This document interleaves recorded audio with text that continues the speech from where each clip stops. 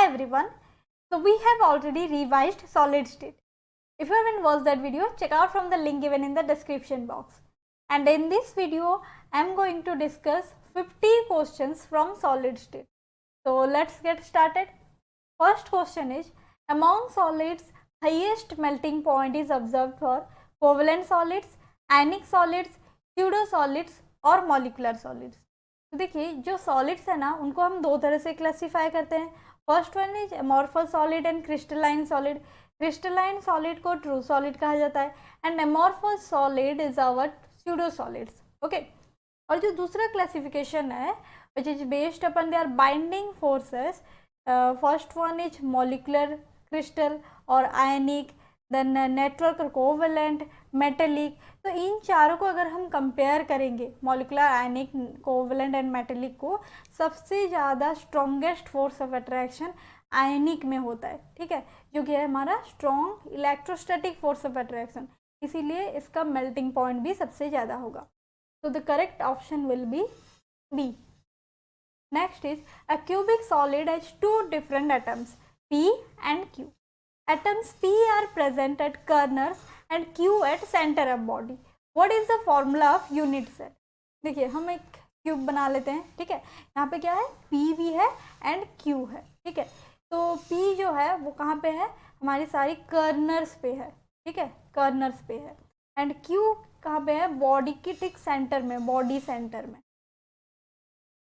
तो कर्नर्स में मतलब यहाँ पे हम लोग प्लॉट कर लेते हैं, ये है कर्नर्स. पी जो है सारे कर्नर्स में है. ठीक है, तो कर्नर्स का कंट्रीब्यूशन कितना होता है, 1/8 होता है. ठीक है, और हमारे पास कर्नर्स 8 हैं, तो ये निकल के आता है 1. 1 मतलब क्या है, ये number of atoms per unit cell. कितना है, 1. अबे क्यू का number of atoms per unit cell निकालेंगे. क्यू देखिए यहाँ पे ठीक बॉडी की सेंटर में है. ओके, ये है क्यू. तो वो तो बॉडी की सेंटर मतलब उसका कंट्रीब्यूशन एग्जैक्टली 1 ही होगा, तो क्यू भी आया 1. अगर इनका रेशियो निकालेंगे P/Q, ये आएगा 1/1 और 1:1 आया. ठीक है, तो इसीलिए इसका फॉर्मूला भी क्या होगा, PQ. Okay, answer will be PQ. Next one is, ferric oxide crystallizes in a HCP of oxide ions. Oxide ion जाता है HCP crystallitis बनाता है with 2 out of every 3 octahedral voids occupied by ferric ions. Derive the formula of ferric oxide. ठीक है, यहाँ पे हमें ferric oxide का फॉर्मूला निकालना है. देखिए फॉर्मूला तो पता है, लेकिन फिर भी अगर हम प्रोसेस में जाएंगे, देखिए कैसा होता है, कोई भी अगर क्लोज पैक्ड अरेंजमेंट ले लेते हैं, वहाँ पे नंबर ऑफ एटम्स, अगर number of atoms per unit cell n आता है, ये क्या है, number of atoms per unit cell, number of atoms per unit cell. तो टेट्राहेड्रल वॉइड क्या होता है, टेट्राहेड्रल वॉइड 2n होता है. ठीक है, इसका दुगना. एंड ऑक्टाहेड्रल वॉइड होता है n. ठीक है, जितने number of atoms per unit cell होते हैं उनका ऑक्टाहेड्रल वॉइड्स भी उतने होते हैं, लेकिन टेट्राहेड्रल वॉइड उसका दुगना होता है. तो इसीलिए HCP अरेंजमेंट में जब ऑक्साइड आयंस जाता है तो उसका नंबर ऑफ एटम्स और नंबर ऑफ आयंस कितना आया, 6 पर यूनिट सेल. तो ऑक्टाहेड्रल वॉइड भी 6 होगा. ठीक है, और यहाँ पे पूछा गया है, मतलब बताया गया है कि जो हमारा ऑक्टाहेड्रल वॉइड में फेरिक आयन है ना, वो 2/3 ऑफ द ऑक्टाहेड्रल वॉइड्स में है, सारे के सारे ऑक्टाहेड्रल वॉइड्स में नहीं है. तो इसका मतलब 6 × 2/3 करेंगे तो ये निकल के आता है 4. ठीक है, तो इनका रेशियो निकाल लेते हैं, ferric ion and oxide ion का, 4:6, दैट इज 2/3. तो फॉर्मूला आ गया Fe2O3. Okay, next one is, calculate number of atoms in a cubic unit cell having 1 atom at each corner and 2 atoms on each body diagonal. Body diagonal में 2 है, जितने भी body diagonals होते हैं सभी में 2 है, और एक कहाँ पे है, सारे कर्नर्स में है. ठीक है, तो देखिए यहाँ पे ये हमारा आ गया एक क्यूब. तो क्यूब में क्या करेंगे, number of atoms in a cube unit cell having 1 atom at each corner. तो सपोज मैं कर्नर्स में डाल लेती हूँ, ये कर्नर्स में. ठीक है, कर्नर्स आ गया. तो कर्नर्स का कंट्रीब्यूशन कितना होगा, कर्नर्स का कंट्रीब्यूशन होता है 1/8 × 8. है, तो ये होता है 1। अब क्या करेंगे, जो बॉडी के डायगोनल है, बॉडी के डायगोनल में भी 2 2 होते हैं, तो कितने बॉडी डायगोनल्स होते हैं, यहाँ पे मैं बना रही हूँ बॉडी डायगोनल, ये कर्नल टू ये कर्नल एक, ये कर्नल टू ये, यहाँ पे एक और ये वाला एक, मतलब कितने बॉडी डायगोनल्स होते हैं, 4 बॉडी डायगोनल्स। एक बॉडी डायगोनल में 2 है, तो 4 बॉडी डायगोनल में कितने होगा, 8 एटम्स हैं। और जो बॉडी के डायगोनल में प्रेजेंट होता है ना, उनका कंट्रीब्यूशन 1 होगा, क्योंकि वो यूनिट सेल के कम्प्लीटली अंदर ही है, यूनिट सेल के अंदर है, तो उनके कंट्रीब्यूशन 1 आएगा। तो यहाँ पे 8 है तो उनका भी कंट्रीब्यूशन 8 आएगा, ठीक है। तो ये बन जाता है 8 + 1 दैट इज़ 9। तो इसको अगर हम लिखेंगे प्रोसेस से तो ये बन जाता है वैसे, मतलब 1 + 8 that is 9। Next one is which of the following systems give correct description of axial lengths and axial angles? Axial length and axial angles, axial length है a b c and angle क्या होता है, alpha beta gamma, ये तो आपको पता है, unit cell parameters हैं। तो जो हमारी टेबल है, ये वाला जो टेबल, इसको आपको एकदम से याद रख लेना है। इसको कैसे याद रखेंगे, बताया था तो मैंने, cute our mother, cute our mother, MOTHHER, ऐसे करके आप याद रखेंगे। क्यूट आवर मदर से the cubic, tetragonal, orthorhombic and then monoclinic, triclinic, hexagonal, rhombohedral. तो इससे क्या होता है, हमारा एक्सियल लेंथ का रिलेशन एंड इंटरएक्सियल एंगल और इंटरफेशियल एंगल्स का रिलेशनशिप, इतने सारे आपको याद रखना है, ठीक है। ट्रिक्स तो मैंने बताया था। तो यहाँ पे देखते हैं, जो यहाँ पे पूछा गया है कि कौन सा करेक्ट है। तो हेक्सागोनल सिस्टम में दिया गया है A = B is not equal to C। Hexagonal में ऐसा होता है क्या, देख लेते हैं। हेक्सागोनल में हाँ ऐसा होता है, A = B is not equal to C। And angle दिया गया है अल्फा = बीटा = 90 डिग्री, हाँ जी सही है। गैमा = 120 डिग्री, ये भी सही है। तो ये वाला ऑप्शन तो सही हो गया, मतलब ऑप्शन ए तो आ गया सही में, तो ये तीनों गलत ही होगा, है ना, चेक कर लेना आप। तो आंसर क्या होगा, option A. Calculate the interplanar spacing between 111 planes of a cubic lattice of length 300 picometre. अब देखिए, इंटरप्लानर स्पेसिंग के लिए हमारे पास, उसको हम लोग डिनोट करते हैं DHKL, है ना। डी, ये क्या है 111, मतलब ये क्या है, मिलर इंडिसेस है ना, हमने पढ़ा था। तो इंटरप्लानर स्पेसिंग को हम लोग इंडिकेट करते हैं DHKL, ये HKL है, मिलर इंडिसेस। 1/DHKL का स्क्वायर इक्वल टू आता है h² plus k² plus L² ये वाला फॉर्मूला हमें लगाना है। लेकिन यहाँ पे पूछा गया है क्यूबिक लैटिस के लिए। क्यूबिक लैटिस में आपको पता है A = B = C होता है ना। क्यूबिक लैटिस का क्या होता है, A = B = C, तो इसका फॉर्मूला चेंज हो जाएगा ना। तो इसका निकल के आता है, यहाँ पे दिया गया है HKL का वैल्यू 111 दिया गया है, तो इसका जो DHKL का फॉर्मूला क्या हो जाएगा, D111 के लिए A/h² plus k² plus L² का स्क्वायर रूट, ये फॉर क्यूबिक सिस्टम है, ठीक है। ये फॉर क्यूबिक सिस्टम ये वाला फॉर्मूला आता है, इसे हम लोग HKL का वैल्यू सब्स्टिट्यूट करके निकाल लेंगे, ठीक है। आंसर आएगा 173 picometre. Next one is calculate the Miller indices and Weiss indices of crystal planes which cut through the crystal axis at, दिया गया है बहुत सारा, ठीक है। तो इनमें से मैं कुछ ही को पिक करके ही सॉल्व करूंगी, बाकी सब आप खुद कर लेना। तो फर्स्ट कर लेते हैं, फर्स्ट वन क्या है, 2A 3B C दिया गया है। तो ऐसा एक आपको टेबल बनाना है, यहाँ पे ABC लिख लेना है, और पहले जो इसका इंटरसेप्ट आएगा, इंटरसेप्ट को ही कहा जाता है Weiss indices, ओके। तो इंटरसेप्ट क्या है, फर्स्ट मैं ये आई कर रही हूँ, ठीक है। तो इंटरसेप्ट क्या है, 2 3 एंड देन 1, 2 3 1 है, तो इसका हम रेसिप्रोकल ले लेंगे 1/2 1/3 एंड 1। अब क्या करेंगे, इसका जो फ्रैक्शन है, फ्रैक्शन को हम लोग निकालेंगे, क्लियर फ्रैक्शन करेंगे तो हमें मिलर इंडिसेस मिलेगा। कैसे करेंगे, इसमें 2 और 3 का LCM ले लेंगे, 6 आता है, 6 से इसको मल्टीप्लाई कर लेंगे, ठीक है। सभी को 6 से मल्टीप्लाई करना है, तो 6/2 कितना आता है 3, 6/3 दैट इज इक्वल टू 2, और ये 6 × 1 दैट इज 6।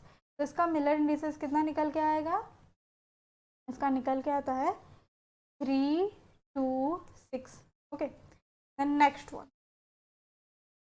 वन हम करेंगे डायरेक्टली, हम करते हैं फोर्थ। ठीक है, 2 और 3 बहुत इजी है, आप कर लेना।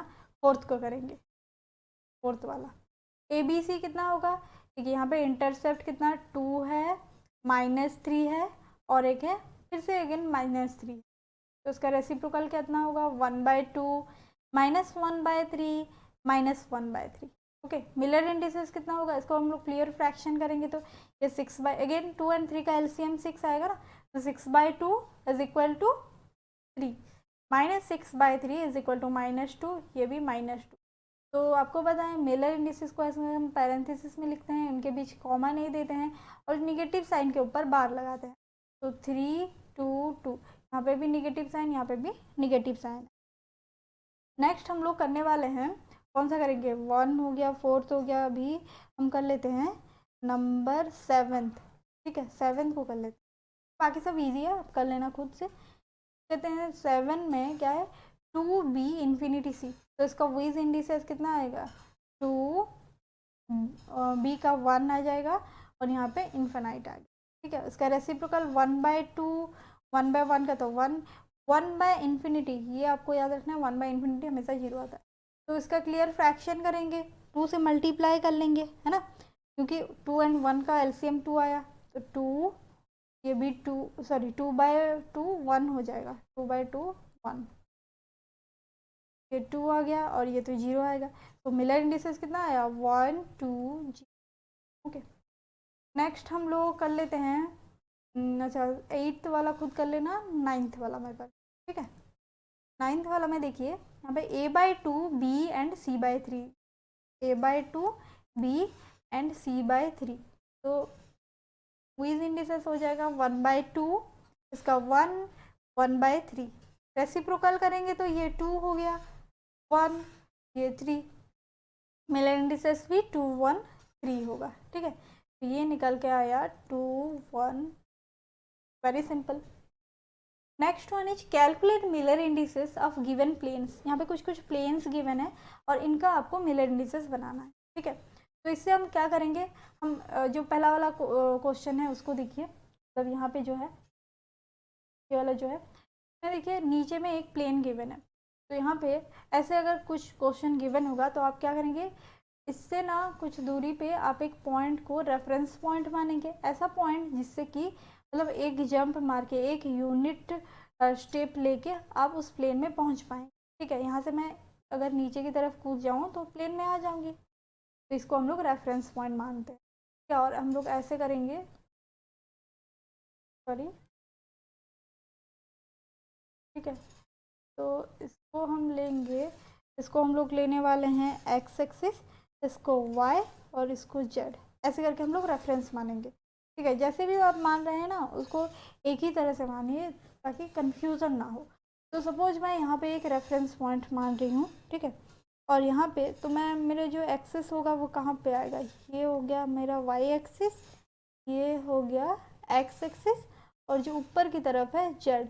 तो नीचे वाला क्या होगा, ये रेफरेंस पॉइंट से नीचे अगर मैं जाऊँगी तो ये -z हो जाएगा, है ना, ये क्या आएगा -z, और यहाँ पे अगर होता कुछ तो यहाँ पे जाते तो -y, नीचे की तरफ जाएंगे तो -x। ओके, तो ऐसे एक टेबल भी बना लेना है आपको, एक्स एक्सिस का जो इंटरसेप्ट आपको लिखना है, y एंड z का इंटरसेप्ट लिखना है।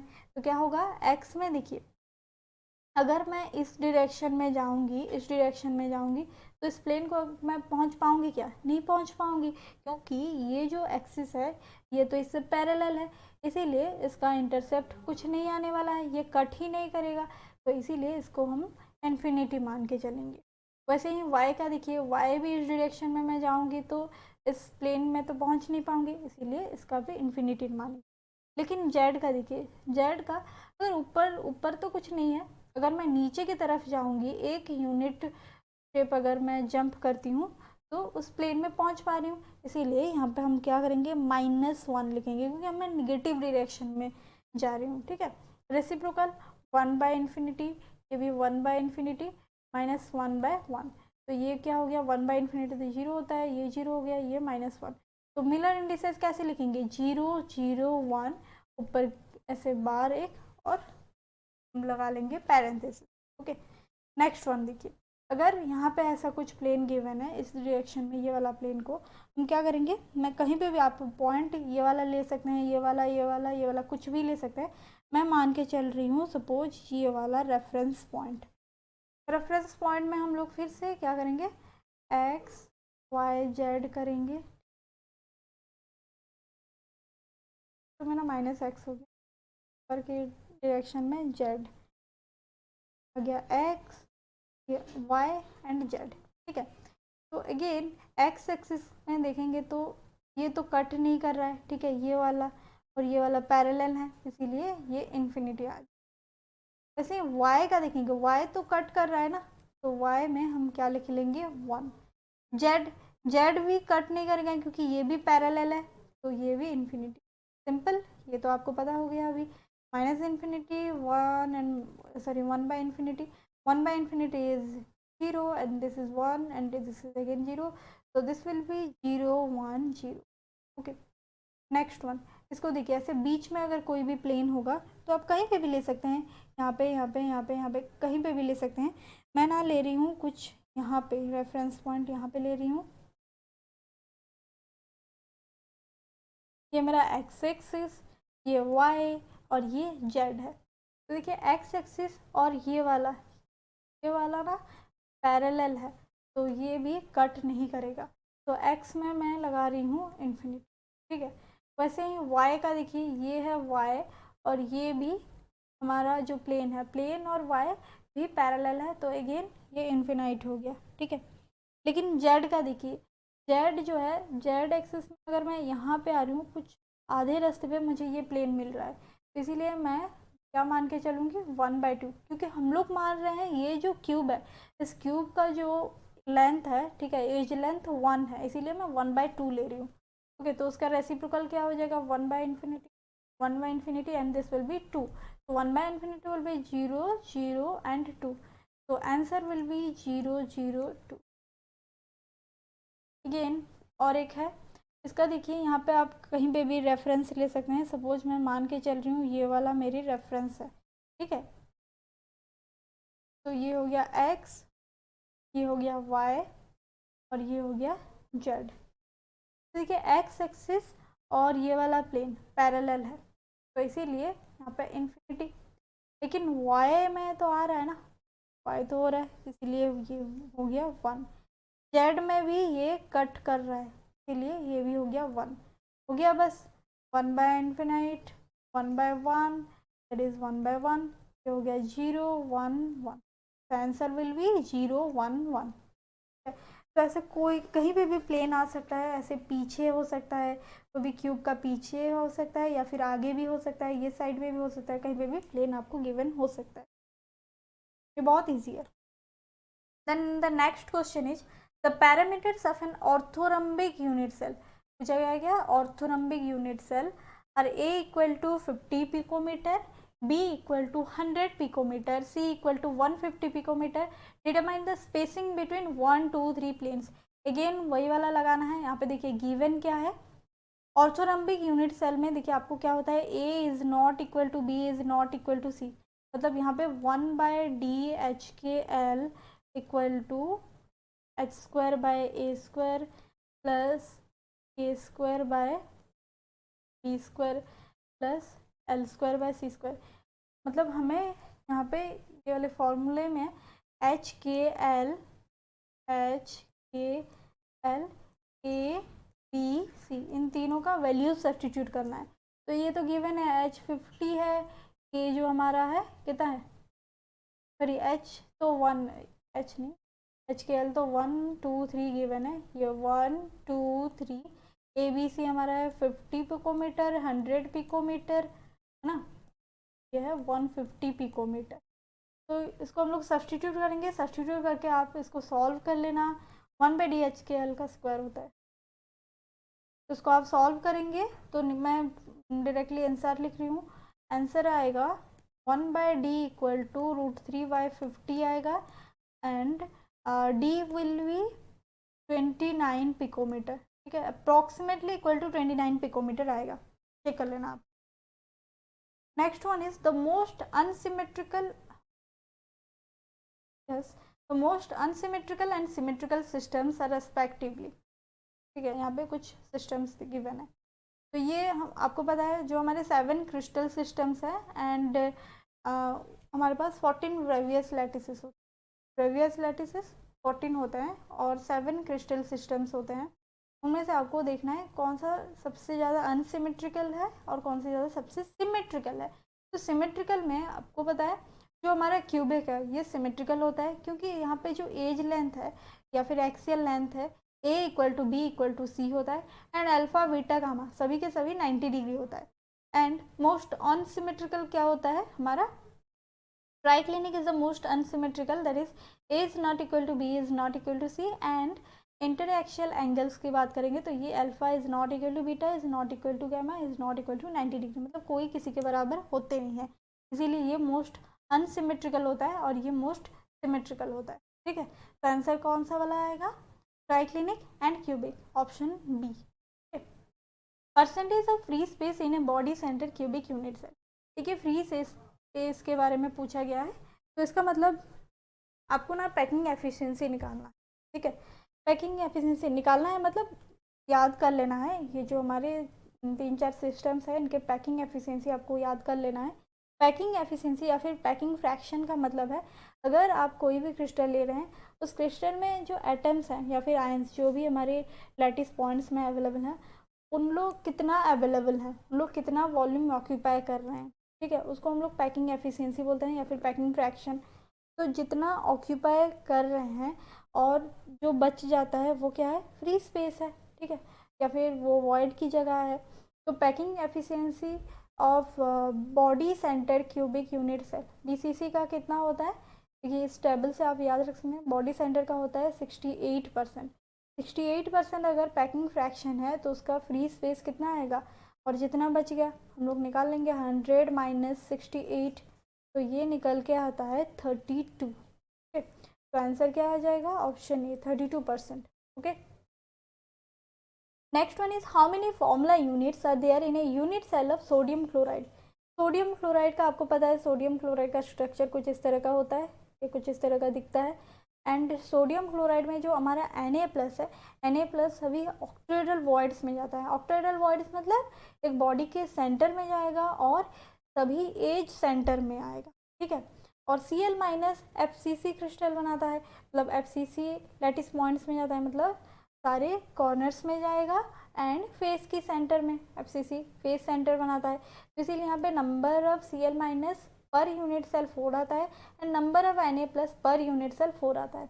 तो फॉर्मूला यूनिट हमारे पास क्या आता है, 4 हमारे पास Na+ अवेलेबल है, 4 Cl- अवेलेबल है, तो कितने फॉर्मूले बनेंगे, 4। तो ऑप्शन विल बी बी। ठीक है, आंसर क्या आएगा, बी आएगा, आंसर आएगा हमारा B. Next one is in a compound atoms of element Y from CCP lattice and those of element X occupy 2/3 of tetrahedral voids. The formula of the compound will be, देखिए यहाँ पे given क्या है, Y जो है CCP lattice बनाता है, Y क्या है CCP लैटिस बनाता है। ठीक है, CCP को हम और एक भी नाम से बोलते हैं FCC, फेस सेंटर क्यूबिक या फिर क्यूबिक क्लोज पैकिंग। ठीक है, तो ये मतलब क्या, कहाँ कहाँ पे है, ये कर्नर्स में है प्लस फेस की सेंटर में है। ठीक है, हर एक फेस की सेंटर्स में है। तो ये कितना आएगा, 1/8 into 8 and face centre 1/2 into 6, this will be 1 + 3 that is 4। Okay, then given है क्या है नंबर, तो हमारे पास number of atoms per unit cell 4 आया गया। ठीक है, number of atoms per unit cell, number of atoms per unit cell आ गया 4। तो टेट्राहेड्रल वॉइड कितना होगा, टेट्राहेड्रल वॉइड ऑब्वियसली इसका 2 टाइम्स होगा, 2 इंटू 4 दैट इज 8। और गिवन है क्या है, 2/3 ऑफ टेट्राहेड्रल वॉइड, एक्स का एक्स कहाँ कहाँ पे प्रेजेंट है, 2/3 ऑफ टेट्राहेड्रल वॉइड, 2/3 ऑफ 8, इसका मतलब ये हो गया 16/3। ठीक है, तो अभी ना इनका रेशियो निकाल लेते हैं, x/y, x का है 16/3 एंड y का है 4, ठीक है। तो ये हो गया 16 into 3, 16 divided by 3 into 4 that is भी 4/3। तो फॉर्मूला हो जाएगा x4y3, ठीक है, ये वाला है formula x4y3। If n is the number of atoms in the unit cell that represent close packing structure or sequence, that is A B C A B C, the number of tetrahedral voids, number of tetrahedral voids ये तो मैं अभी अभी बता रही थी, अगर n होता है नंबर ऑफ एटम्स तो टेट्राहेड्रल वॉइड 2n होगा, ऑक्टाहेड्रल वॉइड n होगा, ठीक है, ऑक्टाहेड्रल वॉइड n होगा, टेट्राहेड्रल वॉइड 2n, ठीक है। सो आंसर ऑप्शन सी हो। In a compound XY2O4, oxide ions are arranged in CCP and cation X are present in octahedral voids. Cation Y are equally distributed between octahedral and tetrahedral voids. The fraction of octahedral voids are occupied is, ये भी बहुत simple है, बस आपको थोड़ा ध्यान रखना है। देखिए जो हमारे पास यहाँ पे गिवन क्या है, गिवन है हमारे ऑक्साइड, यहाँ पे फॉर्मूला क्या है XY2O4, क्या है XY2O4। तो यहाँ पे ऑक्साइड आयन कहाँ पे है, CCP और FCC अरेंजमेंट में, तो number of oxide ions per unit cell 4 आएगा, क्योंकि कर्नल्स में जाएंगे एंड फेस के सेंटर में 4 ही अभी कुछ देर पहले हम निकाले 4 आएगा, ठीक है। नंबर ऑफ ऑक्टाहेड्रल वॉइड्स तो 4 आ गया, टेट्राहेड्रल वॉइड्स 8 आ गया, ठीक है। एंड फॉर्मूले के हिसाब से x प्लस हमारे पास 1 है और y प्लस कितने हैं 2 है, ठीक है। तो y plus are equally distributed in octahedral void and tetrahedral void, ये हमारा क्वेश्चन कहता है, ऑक्टाहेड्रल वॉइड में आते हैं एंड टेट्राहेड्रल वॉइड में भी आते हैं। तो y प्लस कितना कहाँ पे आएगा, एक ऑक्टाहेड्रल वॉइड में जाएगा और एक टेट्राहेड्रल वॉइड में जाएगा, क्योंकि हमारे पास 2 y प्लस है और 2 हमारे पास जगह भी है ऑक्टाहेड्रल वॉइड टेट्राहेड्रल वॉइड। तो x प्लस ऑक्टाहेड्रल वॉइड में जा रहा है, x प्लस तो ऑक्टाहेड्रल वॉइड में प्रेजेंट है, मतलब x प्लस हमारे पास 1 है, तो एक octahedral void, total octahedral void 4 है, 4 में से एक जाता है x प्लस जाता है और एक y प्लस ले लेते हैं और बाकी 2 जो है वो खाली है, ठीक है। तो कितने ऑक्यूपाइड हैं total, 2/4 that is 1/2, very simple है ना। What is the coordination number of atoms in BCC, HCP, CCP and simple lattice? ये तो सिंपल है, आपको याद रख लेना है। ये वाला टेबल जो 3 डायमेंशनल क्लोज पैक्ड स्ट्रक्चर होता है, यहाँ पे हमारे पास आता है सिंपल क्यूबिक क्रिस्टल आता है, ठीक है, simple cubic crystal, body centre cubic crystal, hexagonal close packing that is HCP and face centre cubic और cubic close packing that is CCP। तो SCC that is simple cubic में कितना coordination number 6 होता है, बॉडी सेंटर में 8 आता है, hexagonal close packing में 12 होता है एंड FCC एंड CCP पे भी 12 आता है, ओके। तो आंसर डी होगा। Next one is the cubic unit cell of metal का मॉलिक्यूलर मास दे गया है, ठीक है, हैज एन एज लेंथ दिया गया है 362 picometre and its density is 8.92 gram per centimetre cube, the type of unit cell. देखिए हमारे पास डेंसिटी का यहाँ पे गिवन क्या है, हम लोग लिख लेते हैं पहले, ए गिवन है, ए कितना है 362 पिकोमीटर, इसको ना हम लोग सेंटीमीटर में कन्वर्ट कर लेते हैं, 362 इंटू 10⁻⁻10 सेंटीमीटर, ठीक है, मीटर में करना होता तो -12। यहाँ पे गिवन क्या है, और एक चीज डेंसिटी भी गिवन है, डेंसिटी कितना है 8.92 ग्राम पर सेंटीमीटर क्यूब, इसीलिए हमें ए को सेंटीमीटर में ही करना था, ठीक है। देन मॉलिक्यूलर मास भी गिवन है, तो यहाँ पे जो हमारा m है, m भी गिवन है, m कितना है 63.56 ग्राम पर मोल। हमारे पास डेंसिटी का तो आपको पता है, डेंसिटी का फॉर्मूला होता है Z that is number of atoms into m divided by a cube into Na is our Avogadro's number. तो यहाँ पे पूछा गया है type of unit cell, type of unit cell पता करने के लिए हमारे पास ये वाला अवेलेबल है, ये वाला, ये वाला, ये वाला सब कुछ पता है, बस हमें Z निकालना है, Z निकाल लेंगे तो उसी के हिसाब से हम टाइप ऑफ यूनिट सेल भी निकाल लेंगे। तो ये हो गया डिवाइडेड बाय, ठीक है, तो यहाँ पे आपको वैल्यू सब्स्टिट्यूट कर लेना है, कितना होगा 362 इंटू 10⁻⁻10 का whole cube, okay, into density कितना दिया गया है, density 8.92 gram per centimetre cube and Na 6.023 into 10⁻23 Avogadro's number है।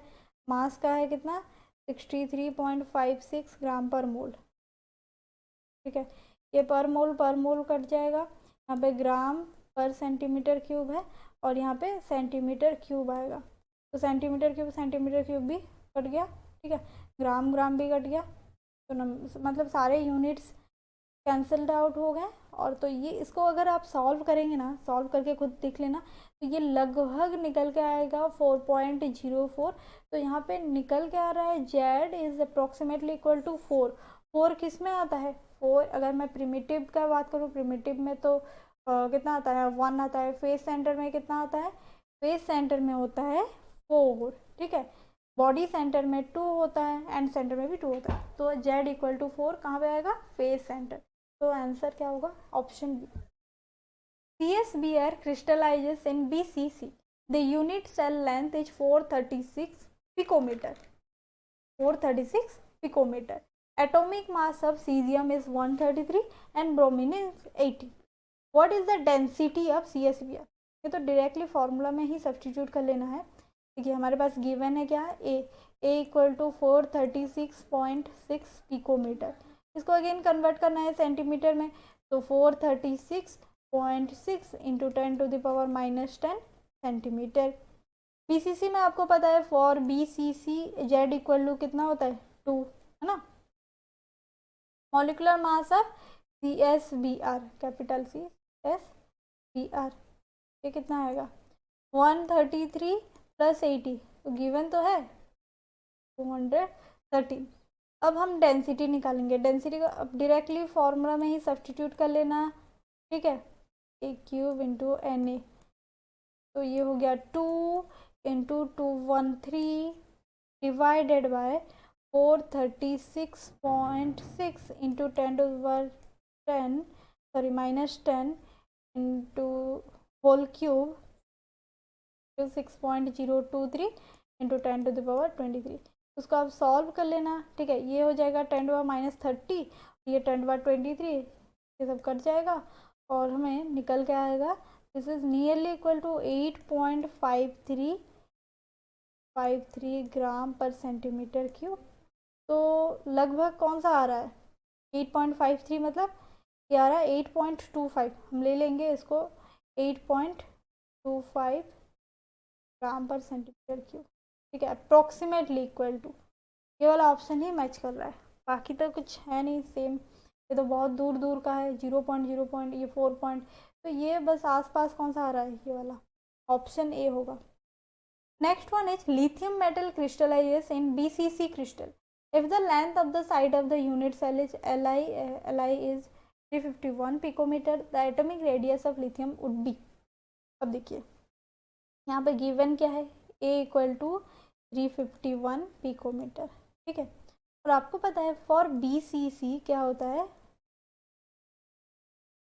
फॉर BCC एक टेबल को आपको याद रख लेना है, इस टेबल को। ठीक है, इस टेबल क्या कहता है, जो हमारे relationship between A and R को आपको याद रखना है। A एंड R के बीच रिलेशनशिप, जो हमारा एज लेंथ है और रेडियस उसके बीच रिलेशनशिप। प्रिमिटिव के लिए और सिंपल के लिए क्या होता है, A equal to 2R, body centre के लिए A equal to 4/√3R and face centre के लिए 4/√2R। तो यहाँ पे पूछा गया बॉडी सेंटर के लिए, तो यहाँ पे हम ले लेंगे formula A equal to 4/√3R। तो R इक्वल टू क्या हो जाएगा, R इक्वल टू √3/4A, है ना। तो बाकी सब तो गिवन है ना, √3 का वैल्यू आपको पता है 1.732 होता है ना, 4 तो 4 है और A जो है A 351 पिकोमीटर है। तो उसको अगर आप सॉल्व करेंगे निकल के आएगा 151.983 पिकोमीटर। तो ऑप्शन कौन सा वाला आएगा, ऑप्शन बी। ठीक है, option B. Next one is when molten zinc is cooled to solid state it assumes HCP arrangement. HCP arrangement हो रहा है यहाँ पे, and the number of nearest neighbours of zinc atom will be. Number of nearest neighbour मतलब क्या है, coordination number ही पूछा गया है, बस लैंग्वेज थोड़ा चेंज किया है। तो ये वाला टेबल से आपको पता है HCP का जो हमारा कोऑर्डिनेशन नंबर कितना होता है 12 होता है ना। तो answer D. Which defect causes decrease in density of crystal. यहाँ पे डिफेक्ट से एक क्वेश्चन है, तो जितने भी डिफेक्ट्स होते हैं आपको पता है स्कॉटकी और फ्रैंकल में, अगर मैं डिफ्रेंशिएट करूँगी स्कॉटकी एंड फ्रैंकल में, स्कॉटकी में क्या होता है, अगर equal number of cation and anion missing होता है लैटिस साइड से तो उसको हम लोग स्कॉटकी कहते हैं। और स्मॉलर आयन, अगर फ्रैंकल में क्या होता है, स्मॉलर आयन जो होता है, मैंने स्मॉलर आयन यूजुअली कैटन होता है, लेकिन हर एक बार ऐसे कैटन होगा बल्कि जरूरी नहीं है, कैटन यूजुअली होता है। Cations are missing from the lattice site and occupy the interstitial site, void में जाता है, ठीक है कैटन। तो यहाँ पे क्या होता है, डेंसिटी डिक्रीज होता है क्योंकि equal number of cation and anion missing है, क्योंकि डेंसिटी का फॉर्मूला क्या होता है, मास बाय वॉल्यूम। यहाँ पे मास डिक्रीज हो रहा है ना, वॉल्यूम तो फिक्स्ड है, मास डिक्रीज हो रहा है। लेकिन फ्रैंकल डिफेक्ट में कैटन और कोई वो जो यूनिट सेल से बाहर नहीं जा रहा है, वो उसी के अंदर ही है, बस वॉइड में चला जा रहा है कैटन। तो इसीलिए यहाँ पे डेंसिटी में कुछ डिक्रीज दिखाई नहीं देता है, लेकिन स्कॉटकी में डिक्रीज होता है। तो आंसर क्या आएगा, option B. Next one is an alloy HAB metals. It has a CCP structure with A atoms occupy the corners. जो with atoms occupy, ये A atom होगा, हाँ capital A atoms occupying the corners and B atoms occupying the center of each face of the cube. If during crystallization in a unit cell the two atoms of A are missing, what is the composition of unit cell? देखिए ये भी बहुत simple है, आप बस question को एक बार अच्छे से पढ़ लेना, उसके बाद बहुत इजीली हो जाएगा। देखिए पूछा गया है, हमारे पास ए है और बी। ए जो है कर्नर्स में है, ठीक है, और जो बी है, बी हमारा है फेस के सेंटर में है, ठीक है, फेस सेंटर्स में। कर्नर्स का कंट्रीब्यूशन कितना होता है, 1/8। और हमारे पास कितने ए हैं, 8 होना चाहिए, लेकिन सारे कर्नर्स में नहीं है, क्योंकि यहाँ पे पूछा गया है कि 2 atoms of A R missing, तो टोटल 8 होना चाहिए, 2 मिसिंग है, तो इसीलिए ये हो गया 6। तो 1/8 into 6 that will be equal to 6/8 which will be 3/4, है ना। बी तो फेस की सेंटर में है, तो 1/2 into 6 that will be equal to 3, पता है। तो हमारे पास ए एंड बी का रेशियो क्या आएगा, 3/4 डिवाइडेड बाई 3 दैट इज 1/4। तो फॉर्मूला क्या हो जाएगा, AB4, ठीक है, very simple. Which of the following unit cell is not possible for monoclinic crystal. Monoclinic crystal में कौन सी यूनिट सेल पॉसिबल नहीं है। अगेन ये वाला टेबल क्यूटा और मदर को आपको याद रखना है। अभी देखिए डिस्क्रिप्शन ऑफ लैटिस गिवन है, क्यूबिक में क्या होता है, टेट्रागोनल में क्या क्या पॉसिबल है, जैसे मोनोक्लिनिक में क्या क्या पॉसिबल है, only simple that is primitive unit cell and centred, ठीक है, primitive and and centred possible है। तो फेस सेंटर तो पॉसिबल है नहीं ना, फेस सेंटर पॉसिबल नहीं है, और ऑल ऑफ दिस तो होगा नहीं, इसीलिए ऑप्शन सी होगा आंसर।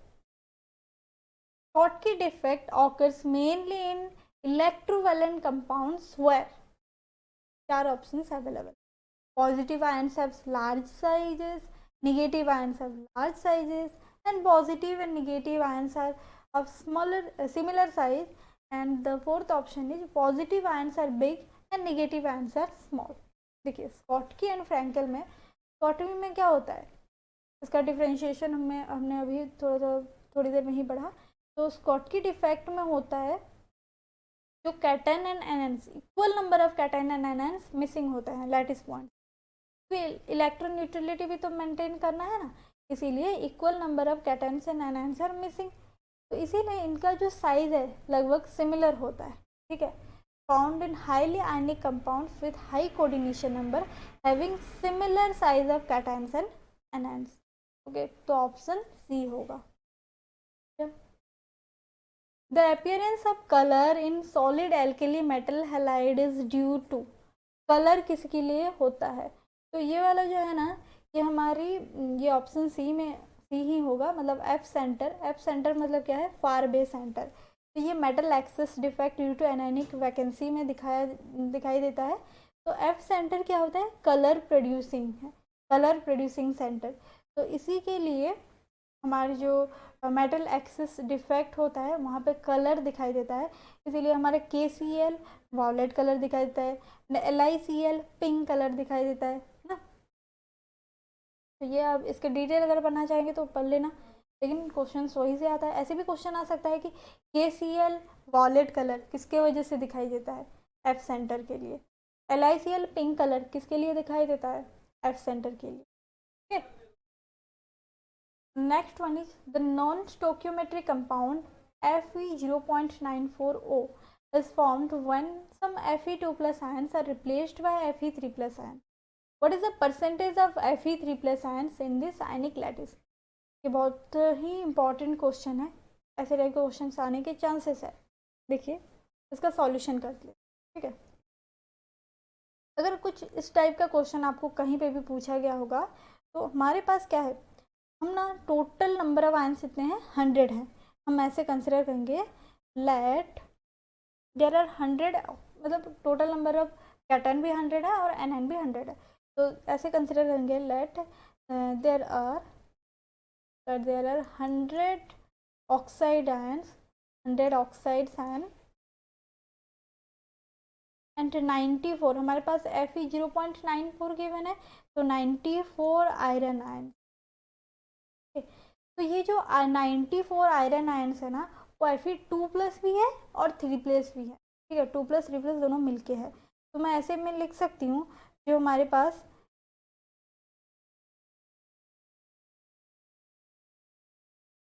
Fe2+ O2 माइनस जो है ये 94/100 में लिख सकती हूँ ना। तो टोटल निगेटिव चार्ज कितना हो जाएगा, total negative charge on 100 oxide ions. देखिए एक ऑक्साइड आयंस में -2 होता है, तो इसीलिए ये हो गया -200। ठीक है, तो हमारे पास कितने जो हमारे आयरन आयन का है, आयरन आयन में भी -200 चार्ज आएगा, सॉरी +200 चार्ज आएगा, क्योंकि हमारे पास चार्ज न्यूट्रलिटी का कंसेप्ट है। तो आप ऐसे लिख सकते हैं, it means as per the charge neutrality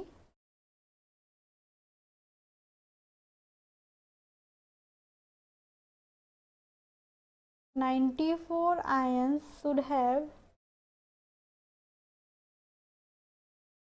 charge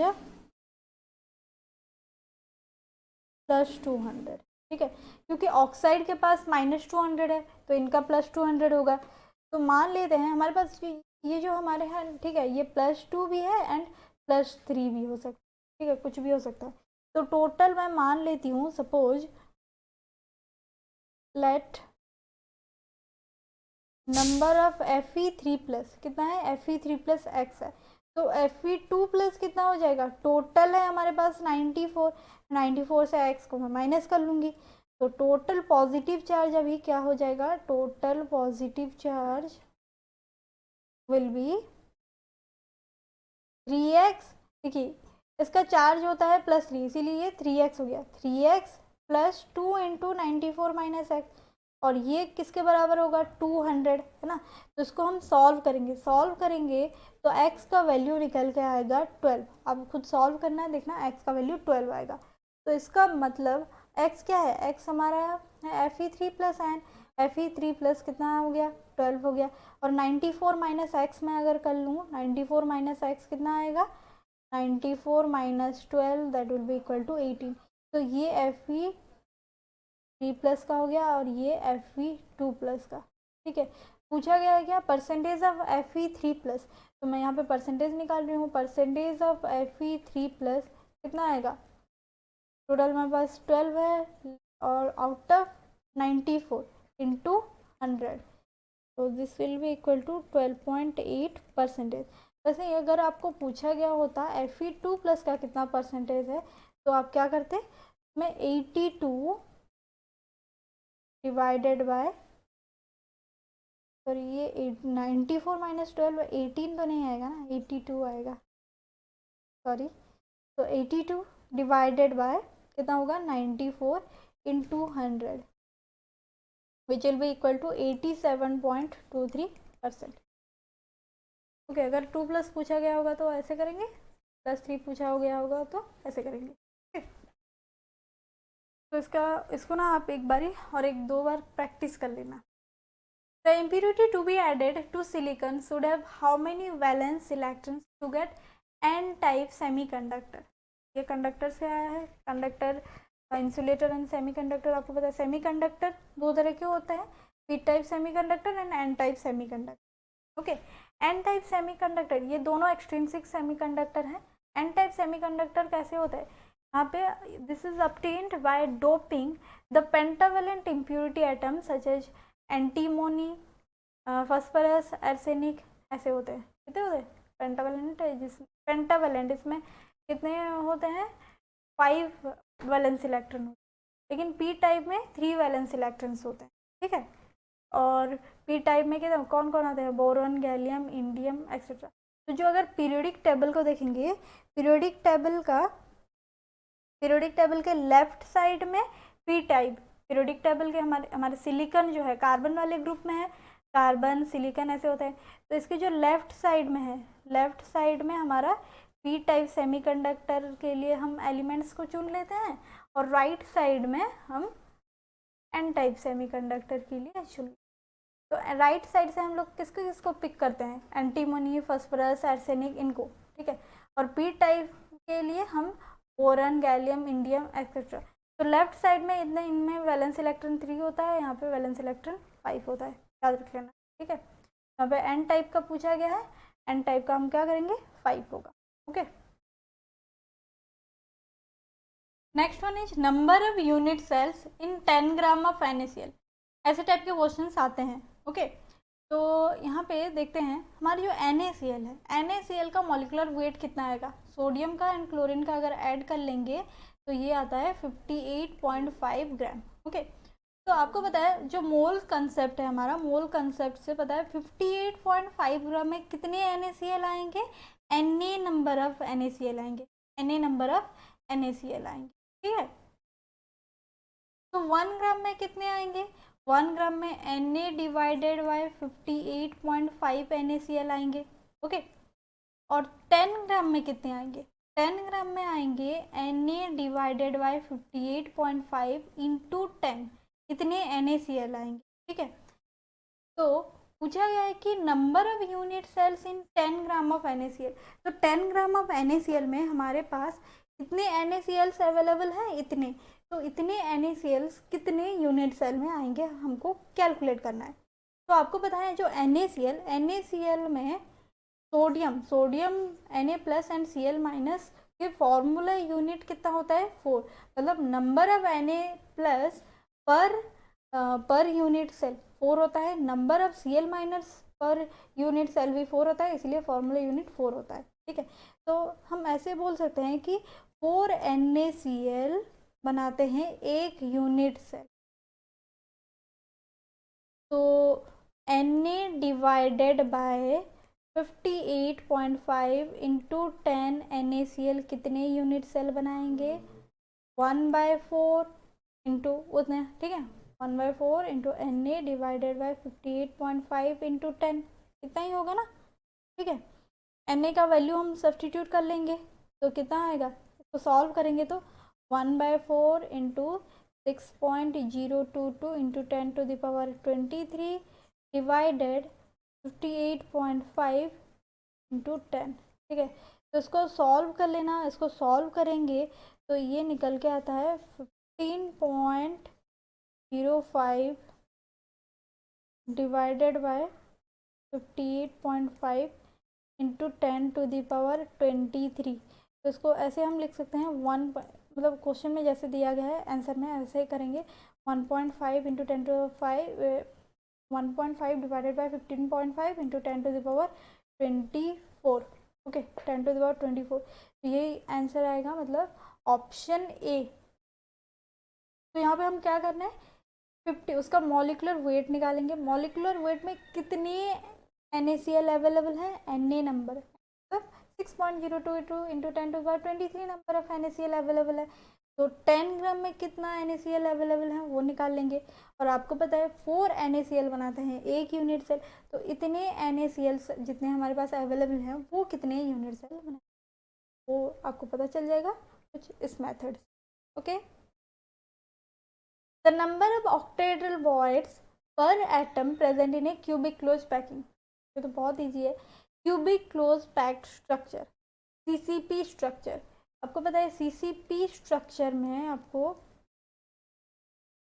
CCP structure में कितना होगा, number of atoms per unit cell निकालेंगे पहले तो। Number of atoms per unit cell कितना होगा,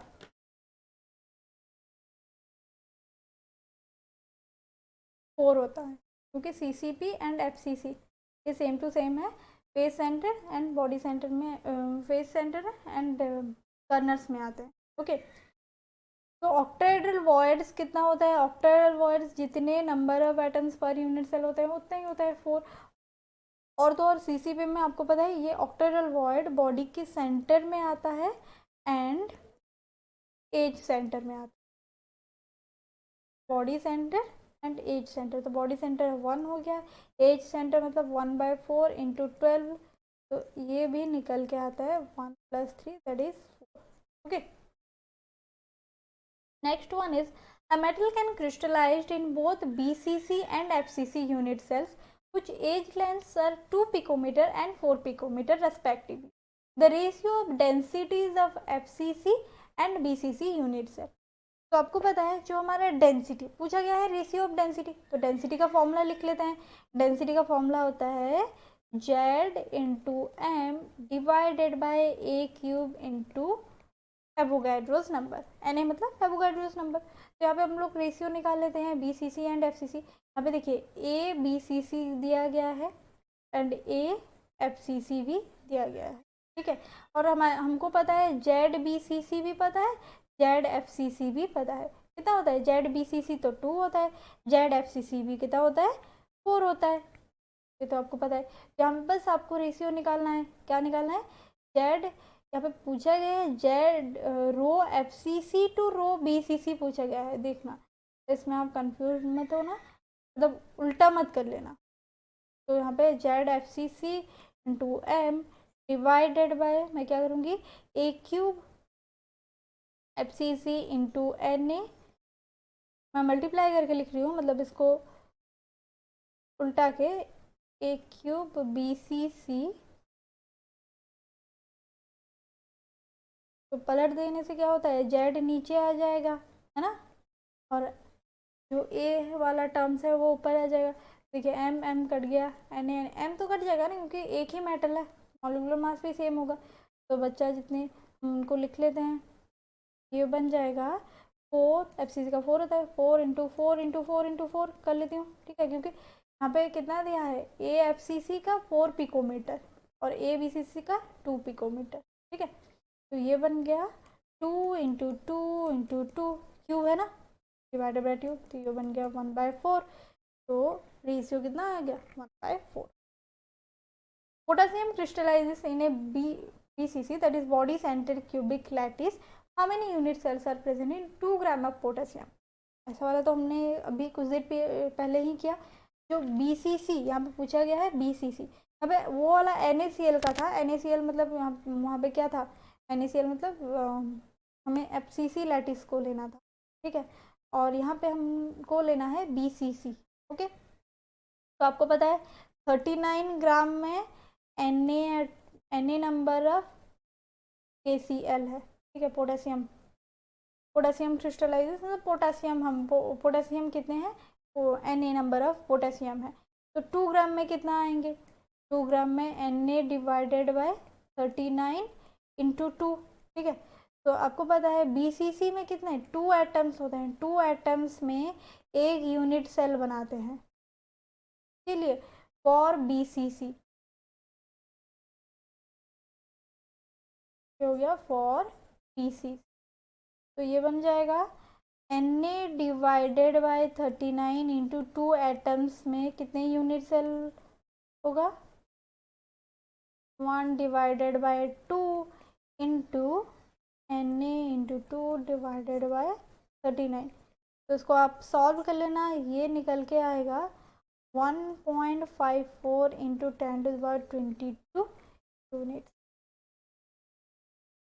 okay, next one is if A stands for age length of of wavelength of cubic system, simple cubic, body centered and face centered, the ratio of radii of spheres in the systems will be respectively. तो देखिए जो हमारे पास body सेंट, देखिए simple cubic पूछा गया है, simple cubic that is primitive, body centre and face centre, इन तीनों का रेशियो निकालना है। ए दिया गया है, आपको क्या करना है, रेडियस निकालना है। मतलब आपको पता है ए इक्वल टू 2r होता है, ए इक्वल टू 4/√3r होता है, यहाँ पे a equal to 4/√2r। Okay, face centre पूछा ना, तो आप क्या करेंगे, रेडियस क्या होगा, रेडियस इक्वल टू a/2, यहाँ पे r इक्वल टू क्या हो जाएगा, √3/4 इंटू ए, r इक्वल टू √2/4 इंटू, ये वाला बस थोड़ा सॉल्व कर लेना। √2 मैं ऐसे लिख सकती हूँ 2 इंटू 2 और √2, 2 इंटू √2 इंटू √2a, √2 गया और ये बन गया 1/2√2a। ठीक है, तो ये वाला होगा, चेक कर लेना किनमें मैच कर रहा है। Next one is if the radius of Br minus ion is 0.182 nanometre, how large a cation can fit in each of tetrahedral hole. देखिए टेट्राहेड्रल, यहाँ पे जो हमारा टेबल है, ये वाला टेबल, इसमें रेडियस रेशियो कहाँ से आता है, r plus divided by r minus, इससे हमारा रेडियस रेशियो आता है। रेडियस रेशियो का वैल्यू अगर कुछ इस तरह का होता है तो उसका कोऑर्डिनेशन नंबर क्या होगा, 2, 3, 4 ऐसे कुछ आएगा, और टाइप ऑफ वॉइड्स भी यहाँ पे गिवन है। तो यहाँ पे दिया गया है Br माइनस का रेडियस कितना है, Br माइनस का, sorry Br radius of Br minus each this, तो how large an cation can fit in each tetrahedral hole. Tetrahedral hole के लिए हमारा रेडियस रेशियो बनता है ये वाला। ठीक है, तो मैं ऐसे लिख सकती हूँ फॉर टेट्राहेड्रल होल और टेट्राहेड्रल वॉइड, होल मतलब क्या है, वॉइड, और टेट्राहेड्रल होल और tetrahedral void, r plus divided by r minus will be 0.225 to 0.414। Okay, तो यहाँ पे मैक्सिमम कितना पूछा गया है, मैक्सिमम मतलब फिट, अगर मैक्सिमम फिट ऐसा वाला कुछ आएंगे तो ये वाला हम वैल्यू लेंगे, है ना, 0.414, यहाँ पे मैक्सिमम। हाउ लार्ज पूछा गया मतलब मैक्सिमम वैल्यू हो गया, तो मैं ऐसे ले लेती हूँ r plus by r minus equal to 0.414 ले लेती हूँ। ठीक है, तो यहाँ पे r प्लस का r माइनस तो गिवन है, Br माइनस का r माइनस गिवन है, ये क्या है, r माइनस होगा, तो 0.414 into r minus, that will be 0.414 into 0.182 nanometre, तो this will be equal to 0.0753 nanometre. Okay, 0.0753 nanometre, तो यही है उसका मैक्सिमम वैल्यू, मैक्सिमम इसमें फिट आने के लिए। मिनिमम अगर पूछा गया होगा तो आप 0.225 लेंगे, है ना, और कहीं पे स्टेबल, किसमें स्टेबल होगा, ये 0.414 में ही स्टेबल होगा, वो प्रीफर भी वही करेगा। ठीक है, next one is percentage of void in available in HCP unit cell. ऐसा वाला नंबर हमने किया था, HCP यूनिट सेल में आपको निकाल लेना है पैकिंग फ्रैक्शन, कितने एटम्स अवेलेबल है, कितने ऑक्यूपाइड है, ऑक्यूपाइड स्पेस जितने हैं वो है पैकिंग फ्रैक्शन, और पैकिंग एफिशिएंसी HCP का कितना होता है, 74% होता है, तो उसका बच जाता है कितना, वॉइड कितना बच जाता है, 100 माइनस 74 कर लेना, क्या आता है 26%, 26% वॉइड हो जाएगा। और फ्री स्पेस, वॉइड पूछा गया होगा या फिर फ्री स्पेस पूछा गया होगा तो यही करना। ठीक है, विच of the following do not match, कौन सा वाला मैच नहीं करता है, plastic is an amorphous solid, graphite is metallic solid, P4O10 is molecular solid and silicon carbide SiC is covalent solid। ये जो हमारे पास टेबल है, टेबल में एग्जांपल देख लेना, चेक कर लेना, ये वाला example molecular solid, ionic solid, covalent और network type and metallic solid का, तो यहाँ पे आंसर आता है option B, graphite. Graphite metallic solid नहीं है। ठीक है, ग्रेफाइट एक मेटेलिक सॉलिड नहीं है। प्लास्टिक जो है ना वो एमरफस भी होता है एंड क्रिस्टलाइन भी होता है। ओके, मतलब सेमी क्रिस्टलाइन होता है, ठीक है, एमरफस होता है एंड सेमी क्रिस्टलाइन होता है। एंड ये वाला तो P4 होता है तो मॉलिकुलर सॉलिड होता है एंड SiC कोवेलेंट होता है, बस ग्रेफाइट मेटेलिक सॉलिड नहीं है। Okay, a solid XY has NaCl structure. If radius of X plus ion is 100 picometer, what is the radius of Y minus ion? 37 में पूछा गया है NaCl टाइप क्रिस्टल है, ठीक है। यहाँ पे NaCl मतलब हमारे पास NaCl को ही हम ले सकते हैं या फिर X प्लस और X माइनस, मतलब यहाँ पे Na प्लस जो है NaCl Na plus type X plus है और Cl minus type Y minus है। ओके, तो यहाँ पे Na प्लस कहाँ पे जाता है? Na प्लस तो ऑक्टाहेड्रल वॉइड में जाता है कैटायन, और Cl माइनस हमारा जाता है FCC लैटिस पॉइंट्स में। तो X प्लस, अच्छा हाँ, यहाँ पे और एक चीज़ आपको लेना है, यहाँ पे जो हमारा Na plus two Cl minus ratio निकाल लेंगे, ठीक है, रेडियस रेशियो निकाल लेंगे, R X plus to R Y minus, ये कितना आएगा 0.414 टू 0.732। क्यों? क्योंकि ये ऑक्टाहेड्रल वॉइड में जा रहा है, ठीक है।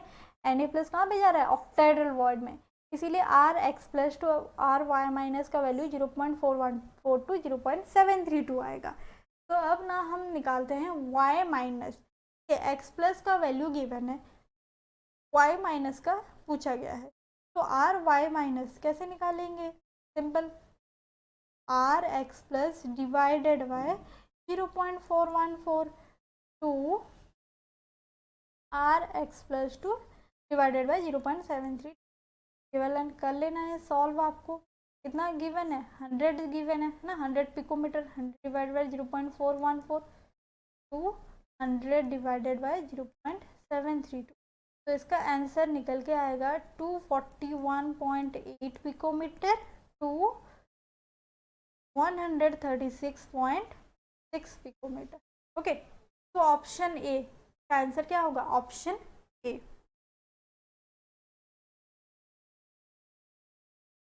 The radius of Ag plus ion is 126 picometre, while that of I minus ion, ठीक है, कैटायन का दे दिया, एनायन का भी दे दिया, तो कोऑर्डिनेशन नंबर पूछा है, तो वाला टेबल को आपको याद रखना है, ये वाला टेबल रेडियस रेशियो का टेबल। Ag प्लस का है कितना 126 और हमारे पास I माइनस का है 206, तो इसका आप रेडियस रेशियो निकाल लेना, R plus divided by R minus का रेशियो कितना हो जाएगा? Rag plus divided by RI minus, it is 126 divided by 216, that will be equal to nearly equal to 0.583। तो 0.583 कहाँ पे आता है? 0.583 देख लेना आप, इससे कंपेयर कर लेना, 0.53 आता है हमारा, देखिए 0.414 टू 0.732 इसके बीच, इसका कोऑर्डिनेशन नंबर कितना होगा? 6, ऑक्टाहेड्रल वॉइड बनाते हैं, coordination number 6, option C. The coordination number of cation and anion in fluoride and CSCl are respectively. तो देखिए फ्लोराइड में क्या होता है, फ्लोराइड में एंड CSCl स्ट्रक्चर, बहुत सारे आयनिक क्रिस्टल्स को हम लोग डिस्कस किए थे, जैसे कि देखिए CaF2 जो हमारा फ्लोराइड टाइप है, Na2O एंटी फ्लोराइड टाइप है ना, ये क्या है? एंटी फ्लोराइड टाइप, ये फ्लोराइड टाइप। देन NaCl में क्या होता है, CSCl में क्या होता है, ZnS का दो तरह का होता है, स्फेलेराइट एंड उर्जाइट, दोनों का क्या क्या होता है। तो पूछा गया है क्या है? CaF2 में Ca2 प्लस FCC क्रिस्टल में जाता है और F माइनस हमारा टेट्राहेड्रल वॉइड में जाता है।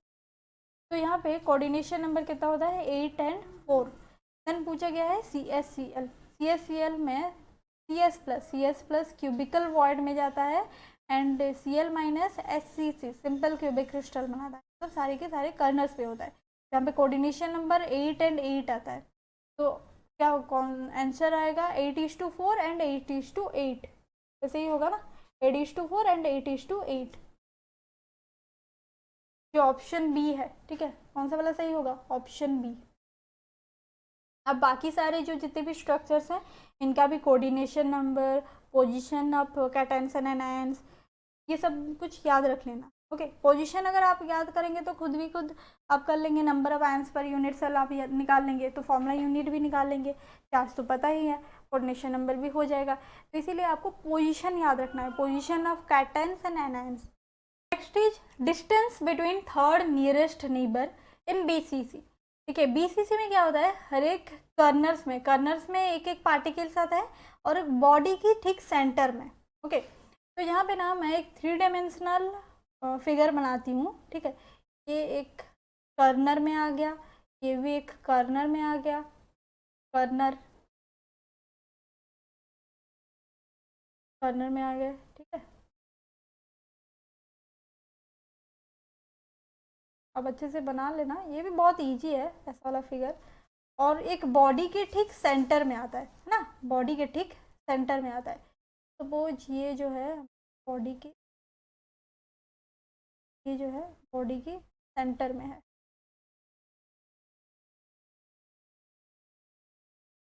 ये बड़ा वाला जो है बॉडी की सेंटर में है, बड़ा मतलब ये ऐसे दिख रहा है लेकिन ये एक ही स्फीयर है। ओके, तो मान लेते हैं मैं ये ना मेरे रेफरेंस पॉइंट मान के चल रही हूँ। ठीक है, ये रेफरेंस पॉइंट है, तो इस पॉइंट से मेरी जो सबसे क्लोजेस्ट एटम कौन सा है, क्लोजेस्ट पार्टिकल कौन सा होगा, सबसे क्लोजेस्ट, ये जो बॉडी के सेंटर में है, क्योंकि ये एकदम से लग के उसको है ना, क्लोज अप्रॉक्सिमिटी में है, तो ये वाला है मेरा क्लोजेस्ट डिस्टेंस, सबसे नियरेस्ट डिस्टेंस यही आएगा।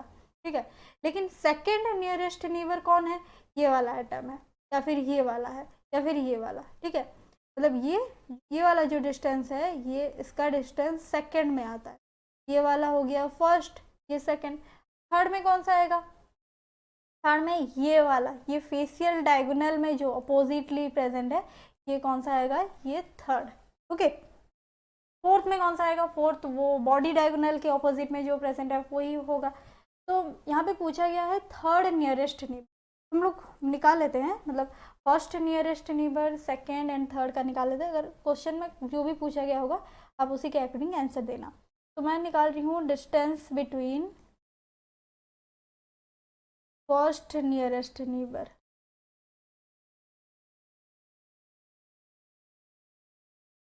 फर्स्ट नियरेस्ट, ये क्या होगा, फर्स्ट ये जो है हमारे फेस का डायगोनल, ये क्या है, सॉरी ये जो है हमारा फेशियल डायगोनल है, ये body diagonal, along the body diagonal present है, तो उसका जो लेंथ है, length is along the body diagonal, length is along the body diagonal, क्योंकि बॉडी के ठीक सेंटर में हमारा प्रेजेंट है ना, सेंटर में एक बॉडी सेंटर में एक एटम प्रेजेंट होता है, उसी का सेंटर हम ले रहे हैं, तो length is along the body diagonal. और बॉडी डायगोनल का जो लेंथ है वो कितना होता है, √3a होता है। ठीक है, √3a होता है, तो उसका ठीक हाफ डिस्टेंस में प्रेजेंट है, तो ये हो जाएगा √3a/2 और √3/2a। ओके, अब निकालते हैं distance between second nearest, second nearest, second वाला क्या होगा, ये है हमारा, ये तो सिंपल है, एज लेंथ है। ठीक है, एज लेंथ है। अब डिस्टेंस बिटवीन थर्ड नियरेस्ट,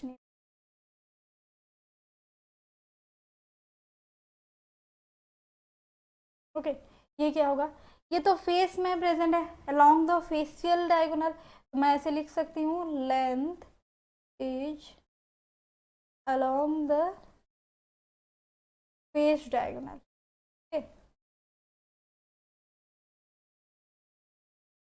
तो फेस डायगोनल का जो हमारा लेंथ कितना होता है, √2a, तो वही होगा √2a ही होगा। ओके, तो आंसर क्या होगा हमारा बी, a√2 और √2a।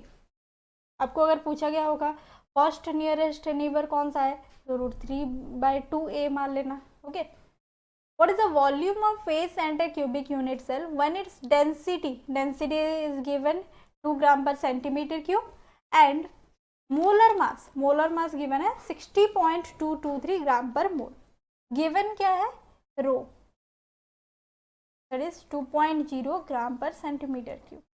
और भी चीज़ गिवन है क्या, mass that is 60.223 gram per mole. Okay, and you know for वेस्ट centre that is Z equal to 4। Face की सेंटर्स में आते हैं और कॉर्नर्स में आते हैं। एंड आपको पूछा गया है वॉल्यूम, मतलब एक क्यूब कितना है आपको पूछा गया है। सिंपल है ये भी, मतलब फॉर्मूले में ही मिल जाएगा आपको। फॉर्मूला क्या होता है, Z into M divided by A cube into N A. पूछा गया है ए क्यूब, ए क्यूब का क्या हो जाएगा, Z into M divided by rho into N A. इसका वैल्यू आप सब्सटीट्यूट कर लेना, सारा सब्सटीट्यूट कर लेंगे तो आपको फाइनली आंसर मिलेगा 2 इंटू 10⁻22 सेंटीमीटर क्यूब। ओके, यही आएगा, आप खुद सब्सटीट्यूट करके देख लेना। नेक्स्ट क्या है, diffraction studies of tungsten crystals using X-ray of lambda equal to 1.85 angstrom showed first order reflection at 36 degree, and here sin 36 degree also given, and distance between the successive layers in a tungsten crystal is what? Okay, तो यहाँ पे देखिए Bragg's law को आपको use करना है। Okay, Bragg's law का formula होता है N lambda equal to 2d sine theta, and this is for constructive interference. ये क्या है, Bragg's law for constructive interference.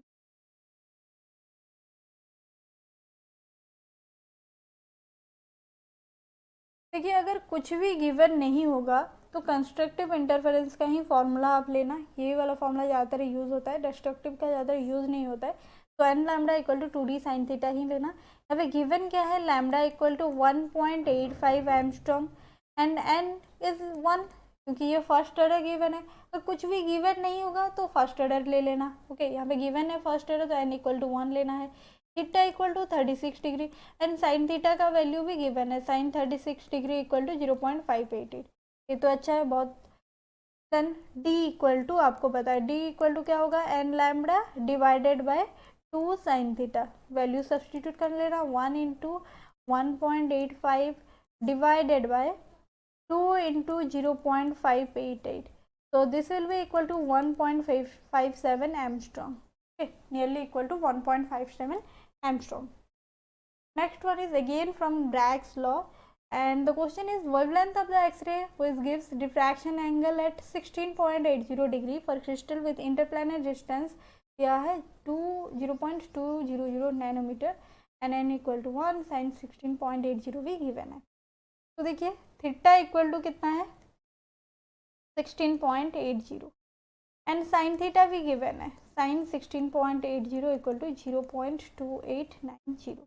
Okay, D का वैल्यू इंटरप्लानर डिस्टेंस गिवन है 0.2 नैनोमीटर।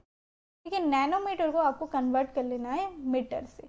ओके, नैनोमीटर क्या हो जाएगा, क्योंकि आंसर मीटर में है, अगर आंसर मीटर में नहीं होगा तो नैनोमीटर में कन्वर्ट करने की कुछ ज़रूरत ही नहीं है। ये एमसीक्यू है, अगर एमसीक्यू नहीं होगा तो आप सिंपली नैनोमीटर में भी निकाल सकते हैं। 2 इंटू 10⁻⁻10 मीटर है। Then n equal to 1, so we have the formula n lambda equal to 2d sin theta. Okay, n lambda equal to 2d sin theta. What will be the lambda? Lambda equal to 2d sin theta divided by n. Okay, so 2 into आपको value substitute करना है simply. Sorry, यहाँ पे nanometre में क्या होता है 0.2 into 10⁻⁹ which will be equal to 2 into 10⁻10। ओके, तो सिंपल 10⁻10 इंटू अगेन 2 तो है ना, ये वाला 2, ये 2 एंड साइन थीटा का वैल्यू 0.2890 डिवाइडेड बाय n तो 1 है। इसको आप सॉल्व करना है, ये निकल के आएगा 1.156 into 10⁻10 metre which will be equal to 0.1156 into 10⁻9 metre. देखिए आपको आंसर जिसमें दिया गया है उसी के अकॉर्डिंग थोड़ा कन्वर्ट करना पड़ता है ना। 0.1156 into 10⁻9 metre. Next one is if NaCl is doped with 10⁻⁴ mole % of SrCl2, the concentration of cation vacancies will be what. यहाँ पे Na का वैल्यू भी गिवन है 6.02 इंटू 10⁻23 एवोगैड्रोस नंबर, ये तो पता भी है। तो आपको पता है जैसे कि ये ना डिफेक्ट से अगेन क्वेश्चन है। तो NaCl का क्रिस्टल, सपोज मैं मान लेती हूँ ये एक Na+ है, ये Cl-, Na+Cl-। NaCl का क्रिस्टल देखिए 4 होता है ना, Na+। फॉर्मूला यूनिट, मैं एक फॉर्मूला यूनिट ले रही हूँ। तो यहाँ पे क्या करेंगे हम Sr2+ को डोप करेंगे। Sr2+, तो Sr2+ में कितना है चार्ज, 2+2 है, तो ये 2 Na+ को रिप्लेस करने वाला है, तो यहाँ पे एक Sr2+ आ गया। तो बाकी एक जगह यहाँ पे तो खाली हो गया ना, ये खाली बन गया। यहाँ पे अगेन Na+ है, यहाँ पे भी Na+ है, Cl-, Cl-, Cl-, Cl-। तो चार्ज न्यूट्रलिटी के कंसेप्ट देखेंगे तो चार्ज तो बैलेंस्ड है, यहाँ पे भी चार्ज बैलेंस्ड है, यहाँ पे भी बैलेंस्ड है, लेकिन यहाँ पे एक वैकेंसी हो गया। मतलब जितना Sr2+ आ रहा है उतना ही वैकेंसीज क्रिएट हो रहा है। तो मैं ऐसे बोल सकती हूँ 1 Sr2+ इज क्रिएटिंग, और 1 Sr2+ creates 1 vacancy, 1 cationic vacancy. Okay, पूछा गया है कितना, 10⁻⁻4 मोल% ऑफ SrCl2, वो कितना वैकेंसी क्रिएट करेगा। बहुत सिंपल है। यहाँ पे और एक चीज़ को आपको ध्यान रखना है, यहाँ पे पूछा गया है 10⁻⁻4 मोल%, तो ये मोल% को आपको कन्वर्ट करना होता है मोल से। तो 10⁻⁻4 मोल डिवाइडेड बाय हम क्या कर लेंगे, 100 कर लेंगे, तो ये बन जाता है 10⁻⁻6 मोल। ठीक है, 1 Sr2+ करता है 1 कैटायनिक वैकेंसी, तो 10⁻⁻6 मोल कितना करेगा, मोल SrCl2 विल क्रिएट 10⁻⁻6 मोल। ठीक है, 10⁻⁻6 मतलब 10⁻⁻6 into 6.02 into 10⁻23 which will be equal to 6.02 into 10⁻17। ओके, मोल इनवर्स, यही होगा। Okay, the number of atoms in 100 gram of an FCC crystal with density दिया गया है D और rho equal to 5 gram centimetre cube, 5 gram per centimetre cube. Edge length, a का value given है कितना, 200 picometre, लेकिन देखिए डेंसिटी सेंटीमीटर में है, तो इसको हम लोग कन्वर्ट कर लेते हैं सेंटीमीटर में। 200 into 10⁻10 centimetre which will be equal to 2 into 10⁻8। Okay, और FCC के लिए आपको पता है for FCC Z equal to होता है 4 एंड रो का वैल्यू तो गिवन है 5 ग्राम पर सेंटीमीटर क्यूब। तो यहाँ पे आपको कैलकुलेट करना है M, पहले हम क्या कैलकुलेट करेंगे, इसी से M को कैलकुलेट करेंगे। ठीक है, आपको पता है रो इक्वल टू कितना होता है, Z into M divided bye A³ into Na। ये क्यों M को कैलकुलेट कर रहे हैं, क्योंकि आपको ना मॉलिकुलर मास पता होगा, तो उसी से ही आप पता करेंगे ना, उसमें Na number of atoms represent होता है। ठीक है, Na number of atoms present होते हैं, तो 100 ग्राम में कितने प्रेजेंट होंगे, इसीलिए हम क्या करेंगे, यहाँ से पहले हम M का वैल्यू निकालेंगे, मॉलिकुलर मास। तो ये आएगा rho into A³ into Na divided by Z। यहाँ पे FCC के लिए तो Z का वैल्यू 4 होता है, तो पता है ये क्या करेंगे, 5 इंटू A³ मतलब 2 इंटू 10⁻⁻8 का whole cube into Na 6.022 to 10⁻23 divided by 4। इसको आप सॉल्व कर लेना, इसको सॉल्व करेंगे तो निकल के आएगा 60.2 इंटू 10⁻⁻1। ठीक है, ये इसका जो पावर है इसको सॉल्व करेंगे तो अब क्या हो गया, 6.022 इंटू 10 कुछ नहीं ग्राम पर मोल, 6.022, ये हो गया मास। तो देखिए मॉलिकुलर मास ऑफ क्रिस्टल यही है, ये क्या है, मॉलिकुलर मास ऑफ क्रिस्टल। तो आपको पता है 6.022 ग्राम, इतने में कितने होते हैं, Na एटम्स आए, कितने Na एटम्स, तो 1 ग्राम में कितना आएंगे, Na डिवाइडेड बाय 6.022 एटम्स आएंगे। अब कितना पूछा गया है, 100 ग्राम, 100 ग्राम में कितना आएगा, 100 ग्राम में आएगा Na डिवाइडेड बाय 6.022 इंटू 100। तो इसको आप सॉल्व कर लेना।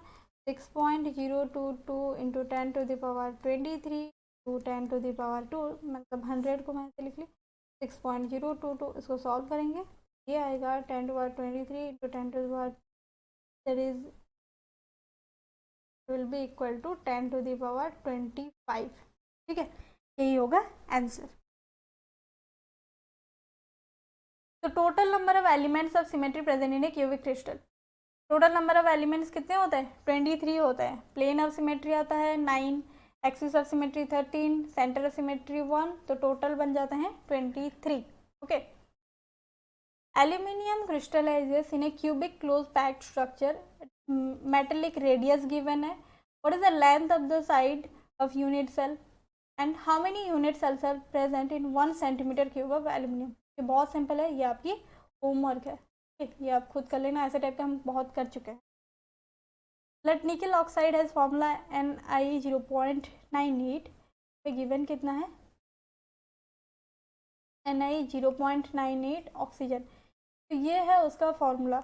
यहाँ पे निकल का, निकल Ni2+ में भी प्रेजेंट है और Ni3+ में भी। जो हमने किया था ना Fe 0.94O, इसी के हिसाब से यही होगा, बस यहाँ पे निकल को लेना है। यहाँ पे आयरन को हम लोग ले रहे थे, यहाँ पे हम निकल को लेंगे। ठीक है, ये सेम टू सेम होगा, तो इसीलिए ये भी आपका। Next, state in which crystal system is allowed for reflection for the following given values of HKl। HKl के लिए, HKl का बहुत सारे वैल्यूज गिवन है, 3 वैल्यूज गिवन है। फर्स्ट वन क्या है? 110, सेकेंड वन है 120, ठीक है, मिलियन इंडिसेस गिवन है, एंड थर्ड वन है 200। तो यहाँ पे कौन कौन से सिस्टम के लिए रिफ्लेक्शन अलाउड है देखेंगे। पहले हम लिख लेते हैं, तो इसका एक टेबल है, आपको तो पता है टेबल जो है, तो ना हम क्या करते हैं, यहाँ पे ना बना के नीचे कर लेते हैं। ये 110 है, सेकंड जो है 120, और जो थर्ड है 200। तो सिंपल क्यूबिक के लिए सारे के सारे वैल्यूज अलाउड होते हैं। तो सिंपल क्यूबिक का जो है, सिंपल क्यूबिक ये अलाउड है, ये भी अलाउड है, सिंपल क्यूबिक ये भी अलाउड है। बॉडी सेंटर, बॉडी सेंटर के लिए क्या होता है? HKl इन तीनों का सम इवन होना चाहिए। तो देखिए ये 1 + 1 + 0, ये कितना आ रहा है? 2, तो ये भी अलाउड। ये वाला क्या होगा? बॉडी सेंटर के लिए 1 + 2 + 0 दैट इज इक्वल टू 3, तो ये अलाउड नहीं होगा। क्या होगा? 2 + 0 + 0, तो ये हो जाएगा 2, तो ये इवन है, अलाउड। ओके, अब देखते हैं फेस सेंटर के लिए। फेस सेंटर में सारे के सारे इवन होना चाहिए या फिर सारे के सारे ऑड। तो यहाँ पे क्या है? ऑड एक है, फिर से ऑड है, और फिर से इवन है, तो ये अलाउड नहीं होगा। और यहाँ पे क्या होगा? फेस सेंटर में ये ऑड है, इवन है, फिर इवन है, तो ये भी अलाउड नहीं होगा। ये वाला क्या होगा? इवन, इवन, इवन, तो ये वाला अलाउड होगा। ओके, ऐसे टाइप के क्वेश्चंस भी आने का चांसेस है। तो इतना था 50 क्वेश्चंस, इसको आप अच्छे से प्रैक्टिस करना, और जो डिटेल डिस्कशन हमने किया था उसके दूसरा वाला पार्ट में, उसको भी अच्छे से देख लेना। Okay, thank you so much for watching.